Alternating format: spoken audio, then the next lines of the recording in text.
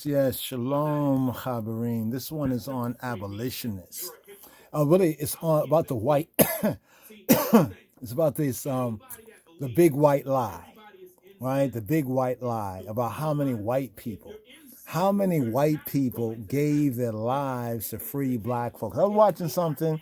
It was like an Israelite, Hebrew Israelite, was on a certain platform. I forget the exact name. I would even just, shout it out, but they got their audience and everything. But I was checking it out, and they was talking about, to the Hebrew Israelites, yo, you talk about Christianity, but how many white people gave their lives to free black people? How many white people gave their lives to free black people? And I was hearing this, I'm like, really? This N-word is talking about that? Right? That's a big white myth, a big white lie. The big white lie. What's the big white lie? How many white people gave their lives to free black people? Because this is the myth right here. The myth is that we as black people here, once lost, now found, Beit Yisrael, Beit Israel, over here in the Americas and the Caribbean, that we didn't do nothing to free ourselves. Right? Something that we should not do nothing, even because we're under the curses of disobedience. That doesn't mean. See, when we start to do something and really start to do something, this is when in that generation among those, the curses for disobedience are lifting. Right? Are lifting. We can go to the scripts and speak about Deuteronomy chapter 28, verse 15 to 68, and can also go to Leviticus chapter 26. People tell you about Deuteronomy 28, often don't tell you about Leviticus chapter 26. Right, verse about 15 to the end. But how many white people, right, gave their lives? We hear this myth that black people, like, we didn't do nothing, right, to free ourselves. We were just waiting for the good white folks to rise up, right? The good white folks to rise up. Some noise in the background, try to ignore that. But some good white folks to rise up and to free us. So, when I heard that again, I said, oh man, I got to do something on this. How many white folks gave their lives? We hear about, like, it was white abolitionists. They were Christians and they gave their lives. Now, we're not saying that none did, but the myth will make us believe that it was like thousands and thousands, and so many good white folks got up and they just started giving their lives to free black people from the chattel slavery, right? And from the plantation here in this North Country, the United States of America, of Americaca. You know what I did? I said, let me just go to AI and see what's up. Yeah. So I did this right here. Right? Wow and exact. So the question was, let's see if we go over here. Yeah, we took a screenshot so you can see it, right? Okay, how many white people fought and like gave their lives for black people in slavery, in the abolitionist movement, right? It's an AI overview, right? Recent here at the head of this. Happy New Year. Happy G New Year, right? Happy Gregorian New Year, And for the Chabarim, Chesed with Shalom, Lakem, Me'etai Elohim Abinu wa Adonenu Yeshua HaMoshiach, So, grace and peace, to the Chabarim, to the brothers and sisters, and those amongst the nation, Gentiles that truly have faith in the way, truth, and life of Yeshua HaMoshiach. I just want to say that right there. But yeah, happy this new Gentile time. Make sure you change everything to 2025, Some say it's a number 9 year. Interesting, 9 is number Rastafari revelation, but also a sense of judgment, because the highest single letter, single number, right, single digit is 9. Yeah, so this is a 9 new year 2025. But happy Gregorian to all you people. Happy what was a New Year's Fool's Day, New Year Fool's Day, the whole April Fool's Day, right? Just a little something. Ones might not know what I'm talking about, but just look up how April 1st becomes April Fool's, because they moved the new year, right? Gregorian New Year, right? And the Gregorian New Year is evil, it's bad. It's not true. We're in the world, not of the world. But here to this question right here, right, about how many white people fought and died to free black people during the abolitionist time, right? So while they say an exact number is difficult to pinpoint, a very small percentage of the white population in the United States actively fought for black freedom. Again, right? So let's stop this, especially black people, especially black men, right? Because there was a lot of black men, right? Even a lot of black women too, right? Who resisted, right? The enslavement as they should, right? As they should. There's something called survival, right? I mean, even in our body even seeks to live and survive. Something called survival. The Almighty planted that in us, right? So the curses for disobedience, right, is a choice factor. Right? Even when you're in the curse of disobedience, we can point to the scripture how he says when one's recognize, acknowledge, who they are, right? And who is their God, their true power, the true Almighty, right? They'll do what? They'll get up, right? Stand up for their rights, the true rights. I'm not talking about rights in the world, right? I'm not talking about those rights. I'm talking about the true right and wrong, the so-called good and evil, right? As Torah, as the scripture, right? As it teaches us, especially once lost, now found. But here, this proves the white myth, right? The white myth, the big white lie or myth, right? Of white people. How many white people? How many, right? He made it seem like there was a whole bunch. Right? And I heard this, I'm listening, I just kept listening, I'm thinking like, well, he's probably going to bring out some facts, some evidence. Maybe there was a bigger number than I thought, right? I didn't even know it was this small, right? I didn't even know it was this small, the number of so-called white people. So when you hear, oh, well, black people, all the white people that gave their lives to help you get free, black folks, we should be indebted and still indebted. You see, they're still running the trick. Right? The Babylon, the Borg hive mind mentality, still running that trick on you. So because somebody says, well, you know how many white people, right, fought and died to free black people? Well, here's what we can do, right? It says in Daniel's prophecy, they shall go to and fro and knowledge shall increase, right? So we have this social media, we have a way of verifying some things. And here we're checking this out. And we're using the AI overview, right? Or even AI, right? To the true man and woman of God is our servant, right? Because the Almighty is our master, right? Yahuwah, right? Bashem Yeshua, right? In the Bain Elohim Hayim, in the Son of the living God, right? The Son of God. So here it says, while an exact number is difficult to pinpoint about how many white people fought and died to free black people, it says a very small percentage of the white population in the United States actively fought. So you mean this large number of white people, they passively fought. That's right. They can keep that right there, right? But it says that it didn't say a small percentage, it said a very small percentage of the white population in the United States of America, right, actively fought for black freedom, fought for Beit Yisrael, for Beta Israel freedom during the abolitionist movement, with estimates suggesting that less than 5%. So the best estimates they have, and the Gentiles keep a lot of records. These Gentiles, the nation, Anglo-Americans, they keep a lot of data and stats and statistics and data, right? With estimates suggesting that less than 5%. So we talking about the white 5%ers, right? The big white lie. This is the big white, it's racist too. It's very racist, right? Because here's the evidence that the estimates suggest that less than 5% of the white population in free states identified as abolitionists. Less than how many percent? 5% of white people in free states identified as abolitionists. Many of these were women. So many ones who fought were white women. Many of these were women who lacked voting power at the time. So they identified with the struggle of the so-called N-word, once lost, now found, the lost sheep of the house of Israel, so-called black people in America. Many of these ones who identified were a lot of the white women who also lacked voting power at the time, right? So they basically treated so-called white women a little better, right, than the so-called N-word. And many of them identified with the black struggle for freedom, right, in these here United States of America. So you see this right here? Right? We see this right here, right? So the key points to remember: limited numbers due to the societal pressures of the time. Openly advocating for abolition was considered radical and could lead to social ostracism. So many white folks who might have felt something at the time, they didn't do nothing. They just was in their hearts, whatever.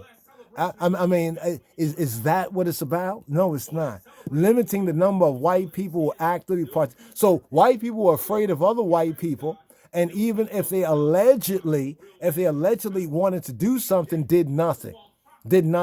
Do they get included? Are they counted as well? Limited numbers, right? Let's go over here. Right, let's bring this up a little bit more right here. So we touched on that one. Notable figures, right? Despite the small numbers, the very small numbers, less than 5%. Prominent white abolitionists like William Lloyd Garrison, we heard about him over and over ad nauseum. William Lloyd Garrison, Frederick Douglass, who was formerly enslaved,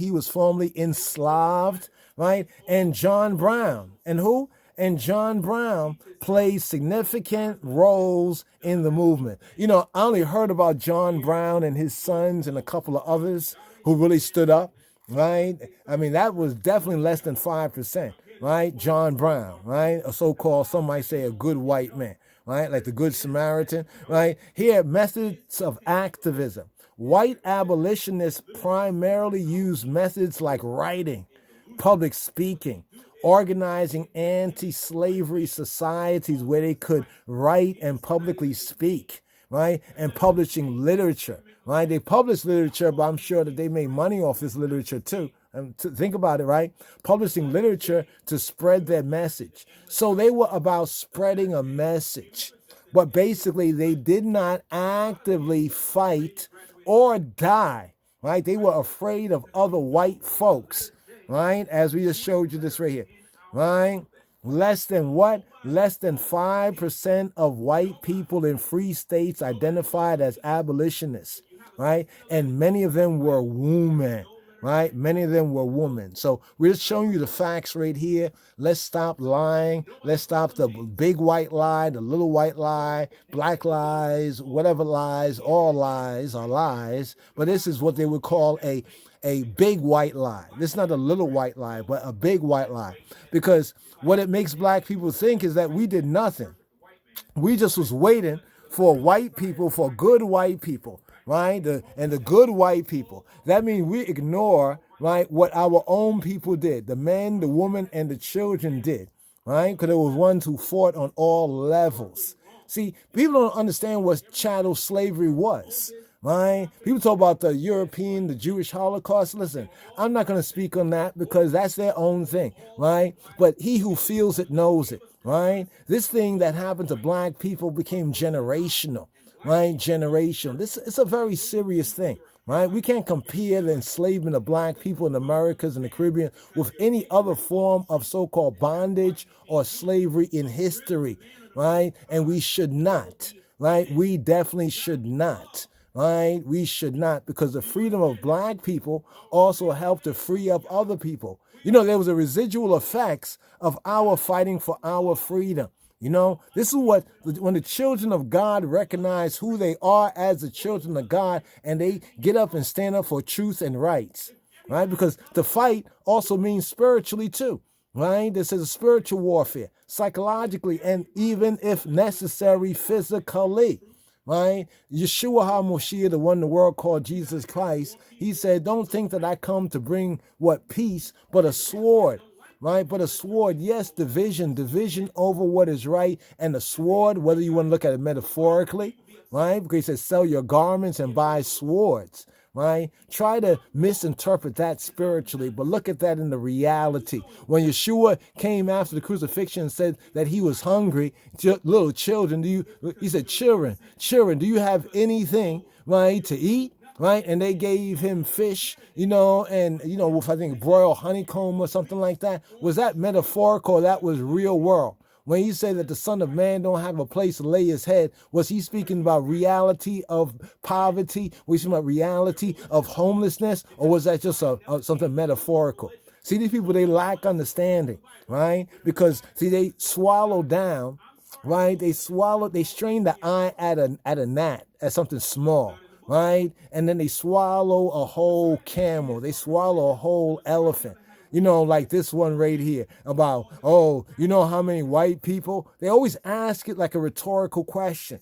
Like it's an accepted fact that there was a whole bunch of white people that fought to free black people. See, what's so racist about it, even in this 2025, right? It's like a covert racism, is that many black people are the one who fought to free their own self, right? To free their own self to the best of their ability. And then all of a sudden, you want to then say, well, it was some of the oppressors, the down pressers, that actually the down pressers started to fight. White people started to fight against other. The Civil War wasn't even about that. I know some people want to say the Civil War was about it. No, the Civil War was a residual, right? It was not because of that, but they used that. Lincoln, he used that, right, to get the victory over those who were separating and dividing their union.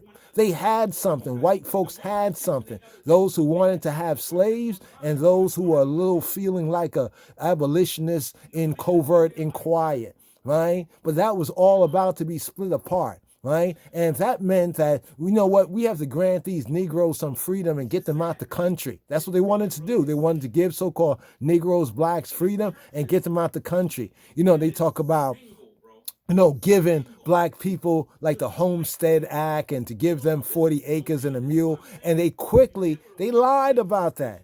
That was a big lie, right? A big lie. Yes, they were Christians, right? They called themselves Christians, but many of them were anti-Christ. Right? They try to say, oh, there's a Christian nation and Christian nation. Yeah, the cover story is Christian, but if you have any discernment, then you know what Yeshua said, what Jesus said. Many shall come in my name. They came in Jesus' name, and they said they were Christ, Christianoi, a little Christ, but you shall judge the tree by its fruit. Right? So let's look at the fruit of it. Not what we, right, as God's people, as God's children, were able to do for ourselves. Right? Because everything that a black man or woman or child has done, they want to say, well, this is because we freed you. You didn't free us because you wanted to. It was a gambit. And just so happened in that gambit, you recognize, they recognize, and they took away the freedom so quickly after they gave it. Black people still had to fight afterward. Still are fighting. Even to this very day, racism is like a part of apple pie in America. And the worst thing about it, brothers and sisters, is that it's so covert. Right? It's so covert, just like slavery. I heard one sister on the same platform, she say, well, how is black people enslaved today? You see, because the chains around their hand and their feet, they think they're free. Yeah, so right here.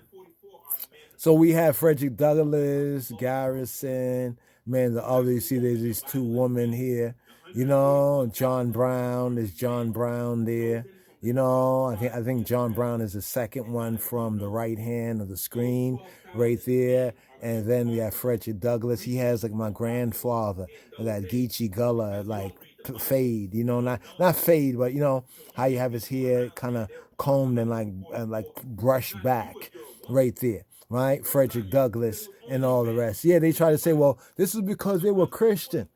Well, you know what? To those Christians that did fight as abolitionists, they finally had a little fruit there.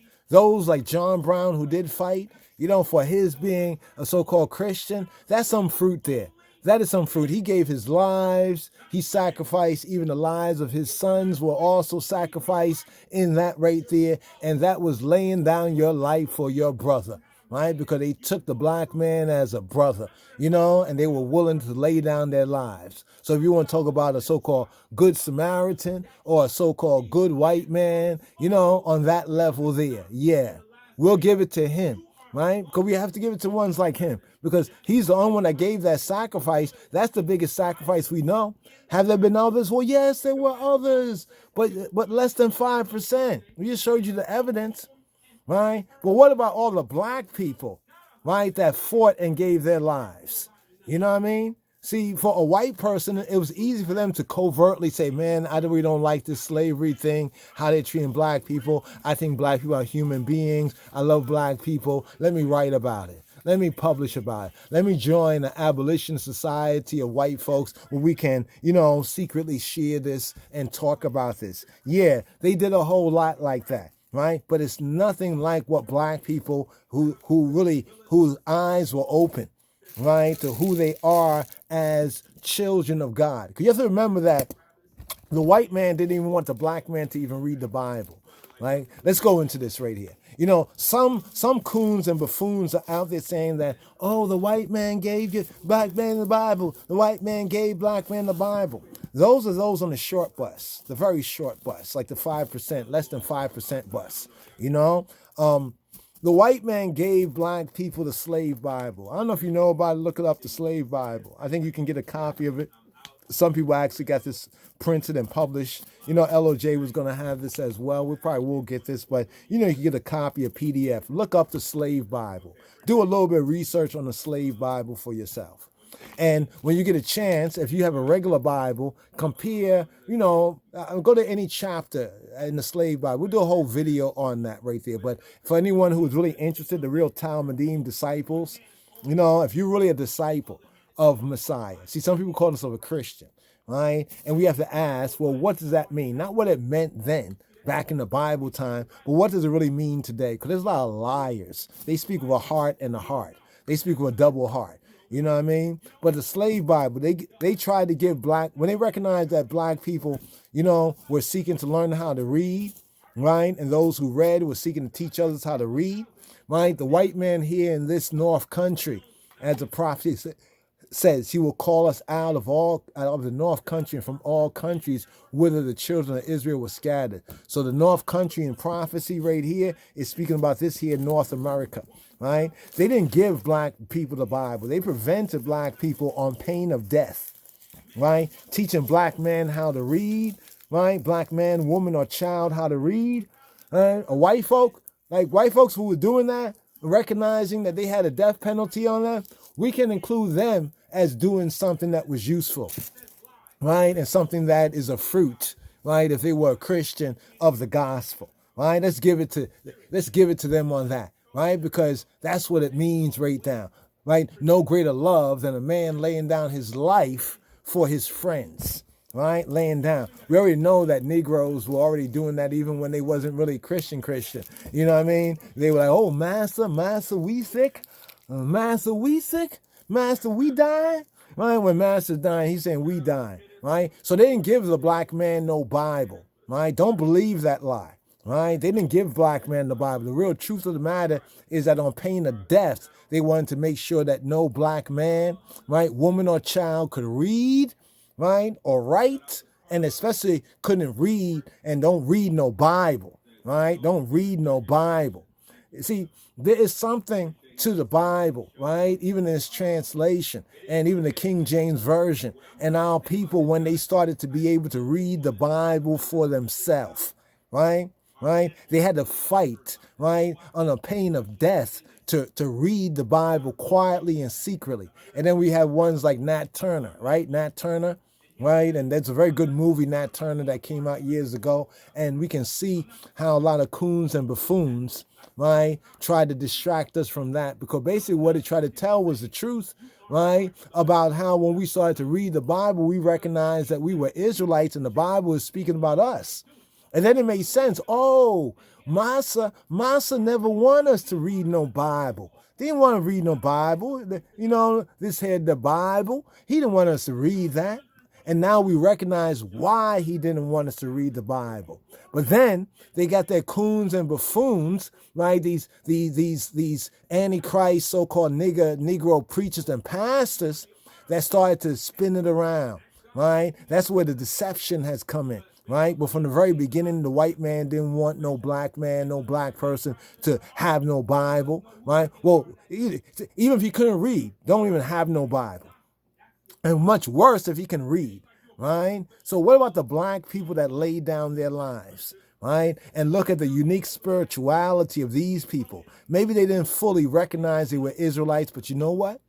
They did recognize they were Israelites, right? You see, black people in America was always identified with the Israelites. A lot of people don't know that. Before The Holocaust, the European Jewish Holocaust, when people thought about the Bible and the Hebrews and the Israelites, they thought about black people, right? This people that we can see the light of God in them, but they're so lost, right? They're so lost. They're easy to worship Kaiser Borgia, Caesar Borgias. You know, they're easy to be deceived and deluded, but this black people here, they're so gifted, so talented, created all these inventions, done all these wonderful things. As a people, what could they do for themselves? They knew who we were as the children of God, and many of these early abolitionists, they knew about it too. Heard a fool say, well, where was the Hebrew Israelites in the abolitionist time? What a fool. What a fool. He don't know the true story of Nat Turner or the true story of how people who were denied the right to read the Bible under pain of death. And they want to tell us that the white man gave us the Bible. He only gave us the Bible when he recognized, you know what? We can't beat them. We can't beat them. We can't stop them from reading. We can't stop them from knowing this truth. We're going to join them. We're going to get some of these coon and buffoon preachers and pastors that's under our spell of delusion, right, to create the deluge. And so always the black church, there was always like the true black church and there was a counterfeit. That's why discernment is so important, right? Let's talk about the black abolitionists, right? Because it began from black people. Just like hip hop. I mean, let's look at hip hop for a moment. People say, well, who created hip hop? Right? Same black Americans, you know what I'm saying? But the same thing. We're not saying that foundation and you can kick rocks with that right there. We don't join some other coon and buffoons kind of thing. You don't want to take us, one way. Because all these ones were leaders.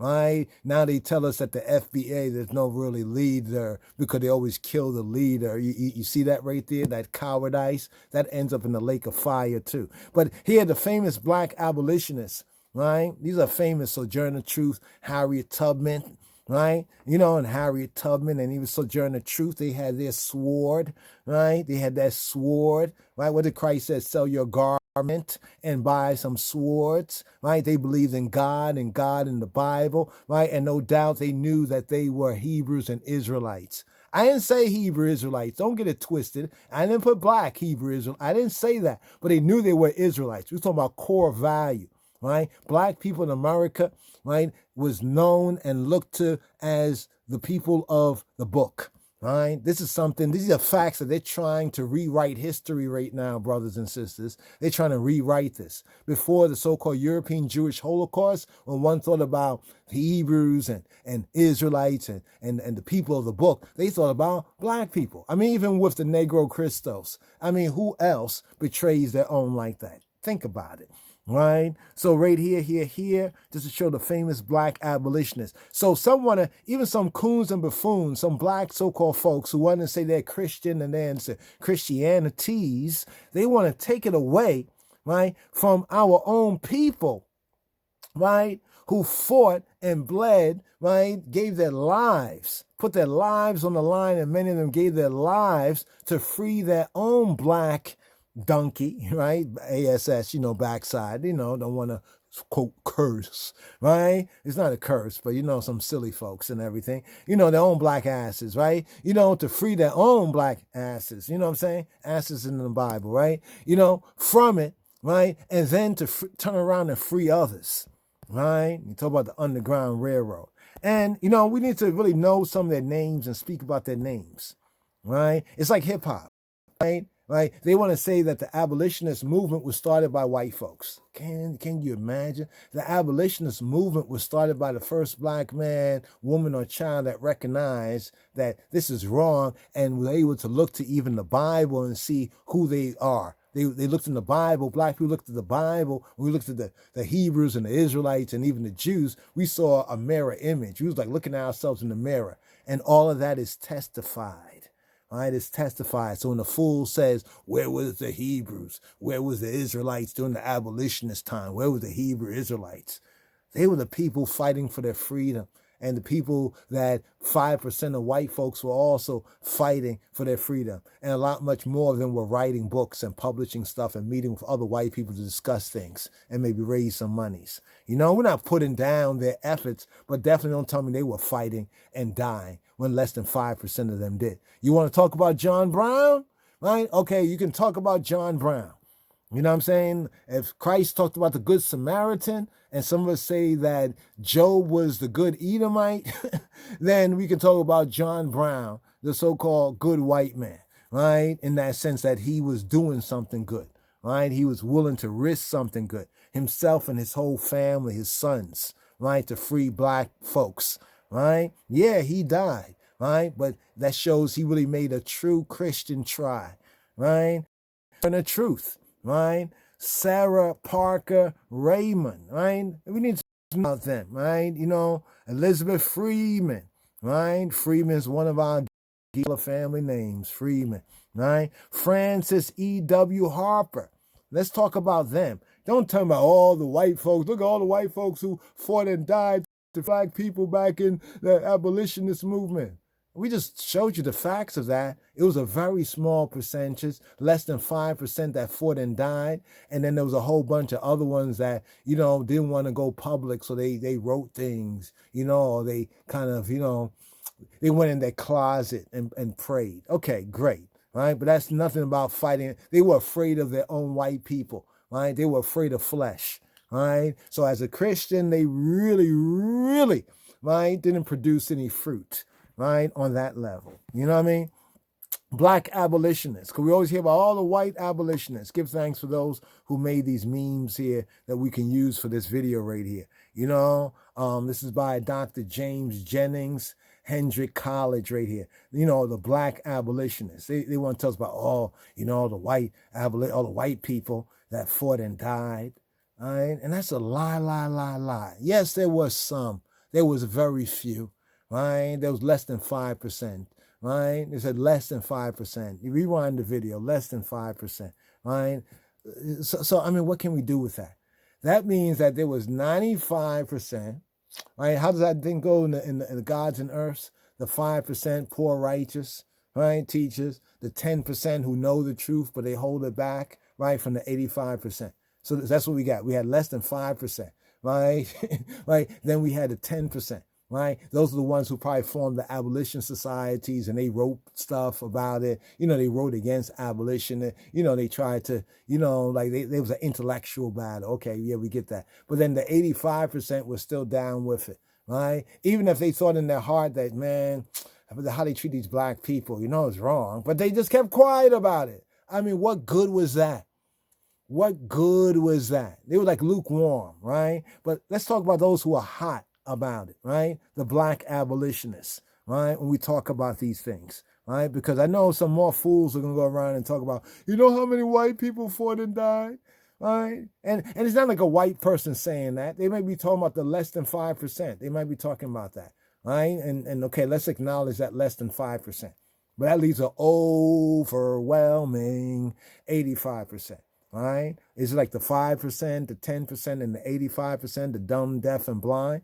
So most of the other white folks were the 85%, dumb, deaf, and blind, but it was a 10%. So if you add that to less than 5%, let's just round off. Give them 15%, right? So 5% are willing to fight, right? Along with the overwhelming majority of those who were fighting that were black men, women, and children, right? And then there was a 10% of the other white folks who was not willing for public and social ostracism, right? Ostracism. You know, like an ostrich? Like an ostrich put their head in the sand, right? They didn't want to face, the rest of the white folks didn't want to face social ostracism, the 10%, right? So they basically organized abolition societies and they wrote books and they had functions and generated monies and, you know, they talked in their social club, it was like a social club thing, you know what I mean?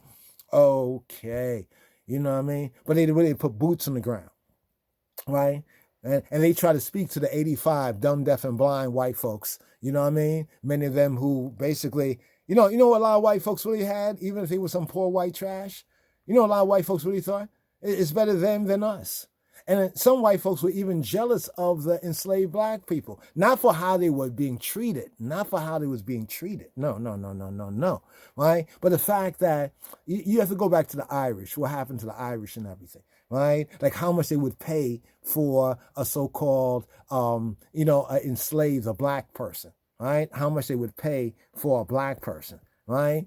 And then the fact that a lot of the Irish and other Europeans were treated right, in their view as Negroes. They wasn't treated like us, like us, like us, like us. But for them to be white too, like the other white folks, and yet to be treated, right, less than being a regular white folk and very close to being an N-word. Well, that's part of some of their black roots that they don't want to acknowledge. But let's leave that right there. How many black abolitionists can you name? How many black abolitionists can you name? And I had to say, when I came across that, I said, man, I can name a few of them, but not as many as we should, right? Because it's really what they did that really made it way for more of our people to really recognize who they are, recognize the Bible and its merit for us, right? From the old covenant, right? As Hebrews, as Israelites, to the new covenant in the Messiah, Yeshua HaMoshiach, to recognize these things and to bring it even forward to where we are today, right? So even among the Hebrews, the Israelites, we need to have a different view of this right here, because some of the coons and buffoons among some Israelites, they dismiss this. You can't dismiss this. This is a part of our story, right? And many of them, if you really look deep enough, you'll recognize that they were already beginning to recognize who they are as lost sheep of the house of Israel. Even the whole Nat Turner story right there, right? And that Nat Turner movie, I don't know if you've seen it out there, but definitely need to get a copy of that. Check that out, that Nat Turner movie, the most recent one. I think when Obama was president, right? Buffalo Soldier, right? The heart of America, Buffalo Soldier, okay, right? Just to say who fought, right? Who fought? Overwhelmingly black men fought. But let's also recognize that a lot of black women, right? They already kicked it off, right? As well. You know what I'm saying? Because they were in a situation in society as women, right? That the white man, he looked down on even his own woman. That's why a lot of the white women joined with the abolitionists. They didn't give the white woman the right to vote. Ain't that something? Wow. You know what I mean? Be that as it may, there were black women that did fight, right? And the notable ones like Harriet Tubman, right? Sojourner Truth. But here I'm showing you right here, a whole line of black men that also fought. These are the ones who fought. Right? When we could then pick up overtly guns, to fight, right? That fought for our own freedom, right? That's what it was about. Even, we was fighting for the Union. Yeah. Of course, we were fighting for the Union. And some of us really believed we was fighting for Lincoln's Union, right? And then they turned around, right, and double-crossed us with 40 acres and a mule. Think we're going to stop talking about that? No. We say, as the other J words say, never again. Right? Never, lo leolam, never again. Because we have to remind the next generation, of this, right? They tried to con some of our people into the Ethiopian regiment. I'm talking about the British. That was before. That was in the War of Independence. But at least they put Ethiopian there because then when we looked in our Bible, we said, oh, no wonder the British tried to make us join the Ethiopian, regiment and everything. Back in the War of Independence, that the children, right, the Babylon and the daughter of Babylon, right, America, the daughter of England, London, baby London, they try to have us join the Ethiopian regiment. You know what I'm saying? Then we came across Amos 9:7. Are ye not as the children of Ethiopia, the mere children of Israel? Said, okay. They looked up in the dictionary, Ethiopian. And Ethiopian, it said Negro. We did further research. And we said, what? We got the Israelites of Ethiopia, black people, right? The throne of David. Right? So here, just to show a little bit of this right here, because this is a part of our story here in these here Americas, right? All right, this is what many of our people did too, right? Packed up everything they had in a sheet, right? In a sheet right there, put it on a stick, right? And hit the road. Lord, I got to keep on moving, right? Got to keep on moving, right? And as it was in them days, these are days like them days. Have to keep on moving. So they said the runaway Negro, right? The runaway Negro,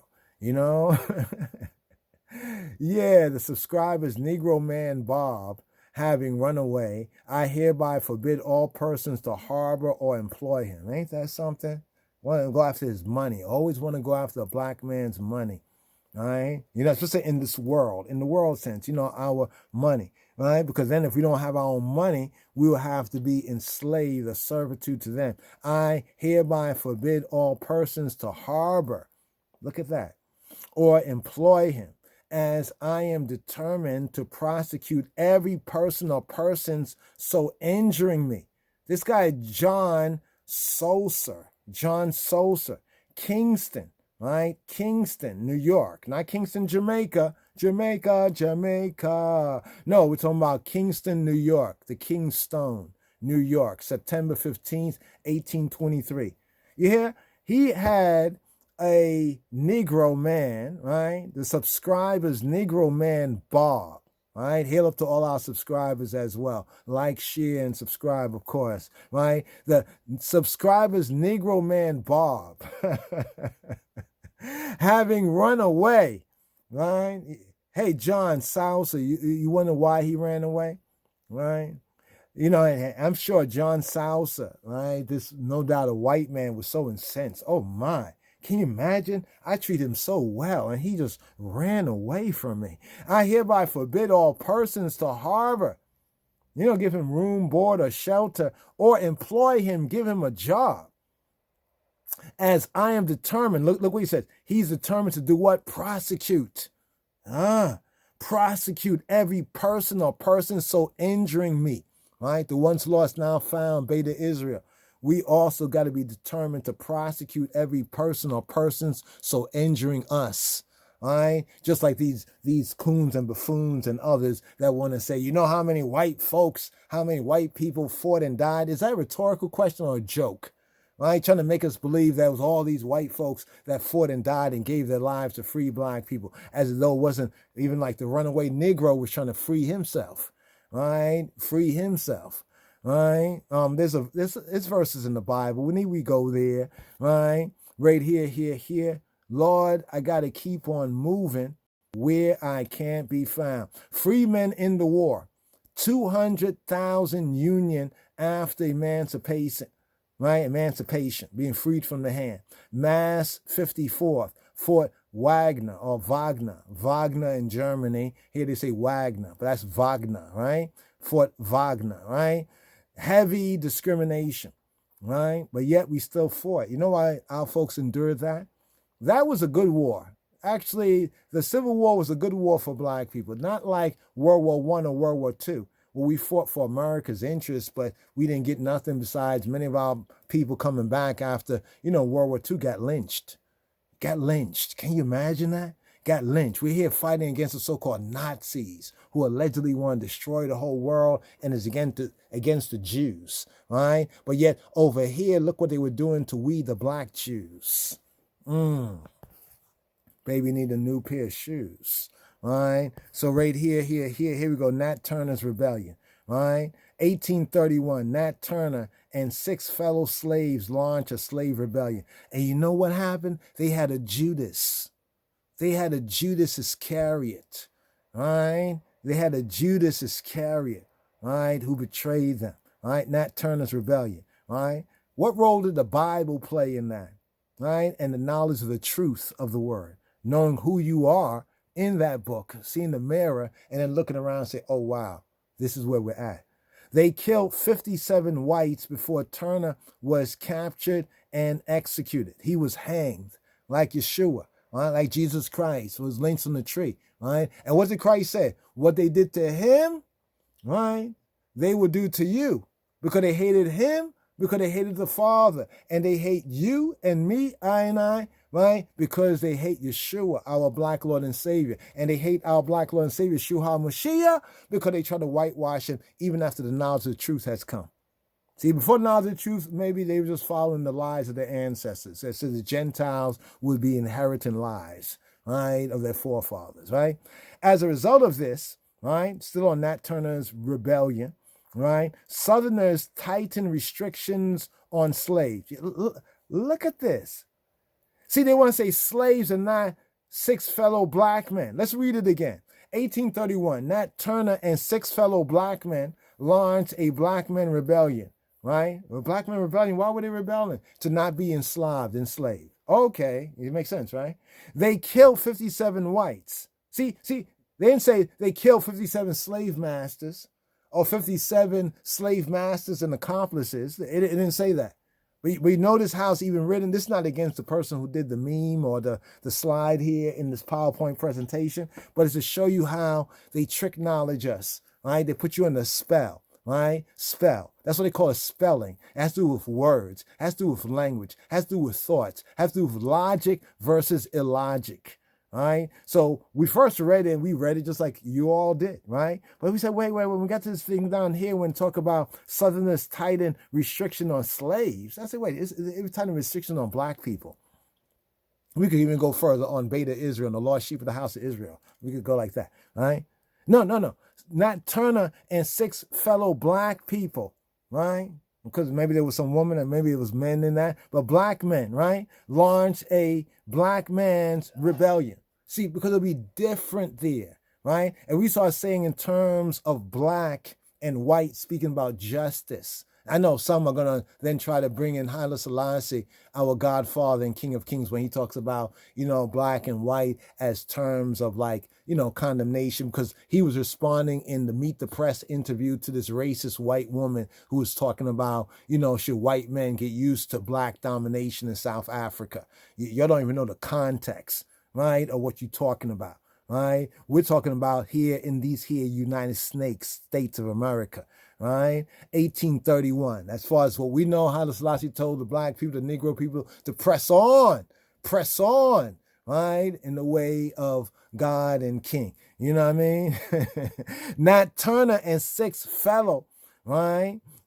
6 fellow black men launched a black man's rebellion. They killed 57 whites before Turner was captured and executed or hanged, right? Or lynched, crucified. Right? As a result of this rebellion, Southerners, white Southerners. See, when we start to say black and white, you begin to recognize what's going on. Is this a black and white thing? No. What were these whites doing to these blacks? And what was their reasons? Many of their reasons was, excuse my language, y'all, but goddamn lies. Was lies that damn the true God and Father of our Lord and Savior, Jesus Christ. Right? In fact, their whole religion was a lie. Yeah, they talk about Jesus as a Christian, this, Christian, that. But if you don't know any better, you won't see the Antichrist. The Bible talk about Antichrist. Then see, now they have you looking for one guy, Antichrist. You have no discernment, absolutely no discernment. I pray, and you should pray for yourself to get discernment. As a result of this rebellion, white Southerners tightened restrictions on blacks enslaved. That's how it should read. Not on slaves, but on blacks enslaved. Slave, the word slave come from Slav, and the Slavs were white folks. I don't know who enslaved them. Could this be some payback or something? Makes you wonder, right? And the 2C right here is Southerners, white Southerners lashed out at abolitionists. Do you think there was any black Southerner, right? See, they called us slaves, right? Because we were not Southerners. Because we just slaves. We just things. We just chattel, property. You see that right there?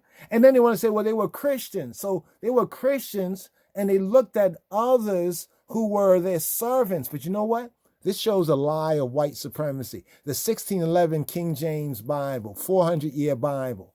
Look at how many times the word slave is in the King James Version. It's in there 2 times, once in the Old and once in the New. And if you do further research, that's because of mistranslation. Every other place in the Bible, even in the Torah, it talk about servants and talk about bond servants, like bond servants and stocks and bonds. Okay, we get that. But then talk about servants. Some say that it's because of the Bible. Some say it was because of the book, the Bible, that black people were enslaved. In other words, it's like the white folks who enslaved them would have been good old white folks. They would have been good white folks if they hadn't read the big bad black cover Bible. Because most Bibles are black. Think about that, right? Black cover Bible, right? And then read about slaves in the Bible. They lie. Because all those verses in the King James Bible is speaking 2 terms of servants. It speaks about servants in the regular sense and bond servants. And even in the scripture, it says how the Israelites, if that's what the white man was being guided by, should have mercy and should not be inhuman to his servants. But you know what? The white man kicked that word out the Bible. That word is all over the Bible. And all those verses that people try to make you believe, they go to latter-day Bibles that say slaves because they're playing with you again. Remember the spell, the grimoire, right? The English grammar, or the magic spell formula is called grimoire. Grimoire. They play around with words there, right? So white Southerners, they lashed out at abolitionists. Can't imagine a black Southerner lashing out. Stop it!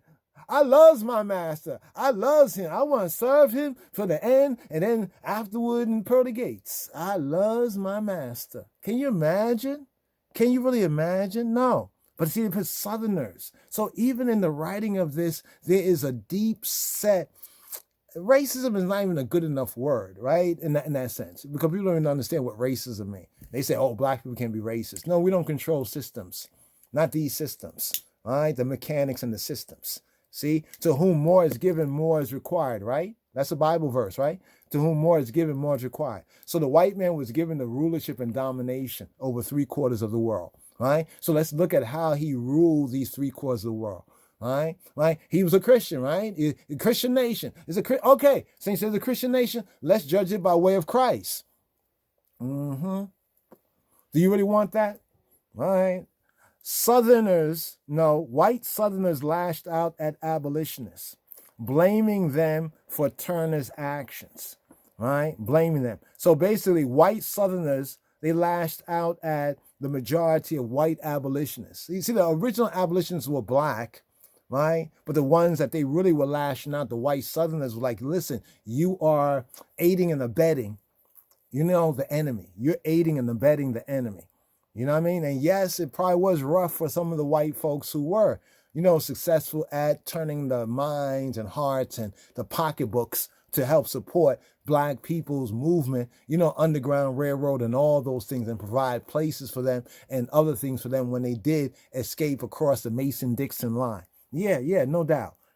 So we're not dismissing, right, the role of so-called white folks, right, or white people, but we're dismissing the white lie.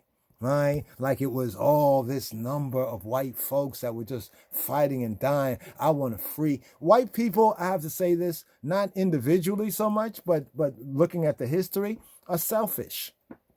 They're selfish.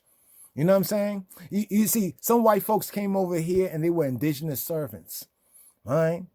See, and when they were still in that position where they were servants, a little better than a chattel slave, they could identify, they could identify, right? But as soon as their indentured servantship was up and they got a piece of land and such, and that same Negro that they was with back on the plantation, say, hey, can I come by? No. Why? Because he knew if he did that, white folks would say, wait, he just got out of his indentured servantship and now he is socializing. And there's a word they use, fraternizing and all that, with the Negro, we need to put him back in. He was afraid of his freedom, right? That's why I mean that white folks are selfish, right? I say, and we're not talking about individuals because somebody's going to tell me about a good white folk that, gave you $100 or something like that. Great. No problem with that right there. You're not understanding. Remember I talked about understanding, the lack of understanding, right? You're not able to understand, right? Two things similar are not the same, right? This picture of a poor fugitive from one of the stereotype cuts manufactured in this city for the Southern market and used on handbills offering rewards for runaway slaves. So they basically say, if you see any Negro like this, right? If you see anybody, just grab him up, and you can get some money for that, right? And it's like today. It's like right now. People see the police blotter and they see anybody and they say, we're wanted. This person's wanted. We're looking for that person. Some of these coon Israelites even said that anybody they see on a wanted poster, they'll hand them in and get that money, right? Not knowing what they did, right? That means that they would basically hand Yeshua in and get that 30 pieces of silver. Purple lights, right? Purple lights really Israelites. Anyway, right? These are those who really fought and died, right? These are the ones who laid down their lives, right, to help free